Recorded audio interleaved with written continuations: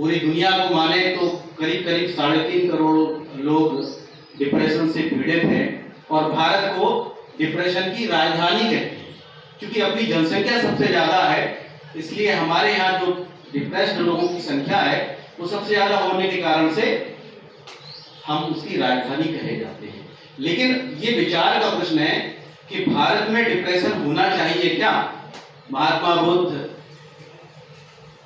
महावीर स्वामी, शंकराचार्य और बहुत सारे लोग हैं, महात्मा गांधी, विवेकानंद, मतलब इन सब लोगों के भारत में क्या डिप्रेशन होना चाहिए? लेकिन बात वही है कि जिंदगी की हुआ में हम लोग भूल जाते हैं आनंदित होना, और पता ही नहीं चलता कि हम कब अवसाद में ग्रसित हो गए हैं। और सच तो ये है कि हम कितनी भी बातें कर लें, हर तीसरे चौथे दिन, यहाँ सब बैठे लोग मेरी बात से सहमत होंगे, हम किसी ना किसी बिंदु पर थोड़े से हिल जाते हैं। सही बोल रहा हूं मैं खुद भी अपनी बात कर रहा हूं इसमें। हम दूसरों को कितना भी उपदेश दे लें, लेकिन जरा सी कोई ऑकवर्ड कंडीशन आती है तो हम हिल जाते हैं, मतलब वो आनंद पता नहीं कहाँ चला जाता है। तो दरअसल आनंद एक आदत है, जिस तरह से अवसाद एक आदत है, आनंद भी एक आदत है। तो हमें इस आदत को डालना पड़ेगा।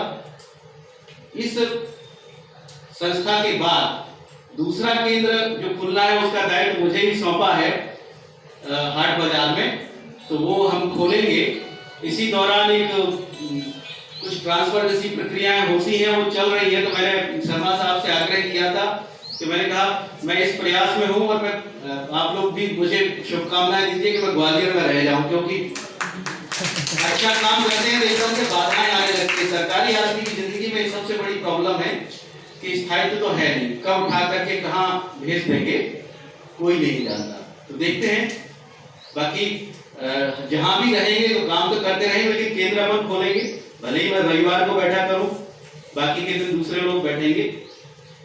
तो अवसाद से मुकाबला एक आदमी नहीं कर सकता। दरअसल क्या है, ये ऐसा शत्रु है जो हमें दिखाई कभी नहीं देता। हमारे परिवार में भी होगा ना, हमारे भाई बहन होंगे, जब मुझे दिखाई नहीं दिए, आपको भी मुश्किल है कि दिखाई दिए, तो उनको हमें पहचानना पड़ेगा। और ये जो केंद्र है अपना, इसका जितना हो सके माउथ पब्लिसिटी कि एक ऐसा ऑप्शन अवेलेबल है, आप जाइएगा वहां पर आपको स्पेशलिस्ट लोग, क्योंकि जो मनोविज्ञान के विद्यार्थी हैं वो इसके स्पेशलिस्ट हैं। आप लोग स्पेशलिस्ट हैं, मैं स्पेशलिस्ट नहीं हूँ, क्योंकि मुझे मनोविज्ञान का कुछ पता नहीं है। मैं मानवीय व्यवहार के आधार पर लोगों को बता सकता हूं, लेकिन आपके पास वो वैज्ञानिक सोच है कि आप उनको सुधार सकते हैं। तो मैं चाहूंगा कि मनोविज्ञान के तो सारे विद्यार्थी, कुछ लोग यहाँ सहयोग दें और कुछ लोग हाट बाजार में भी अवेलेबल रहें। भले हम लोग डेट फिक्स कर लेंगे, टाइम फिक्स कर लेंगे, जिससे लोगों को परेशान नहीं होना पड़ेगा। और वहां पर लोग भी डे के हिसाब से, बच्चों का समय कीमती होता है, तो 2-3 बच्चे आप दे दीजिए पर डे के हिसाब से, तो अलग अलग डे अलग अलग बच्चा बैठ जाएगा। तो जब भी कोई आएगा, तो मान लो जैसे सरकारी अधिकारी होने के कारण हम अवेलेबल नहीं हो पाएंगे हर समय, तो आप लोग रहेंगे और आप मेरे से बेहतर उनको सलाह दे पाएंगे। तो मैं चाहूंगा कि ये जो मुहिम है, इसका पूरा मध्य प्रदेश क्या पूरा भारत फॉलो करे, क्योंकि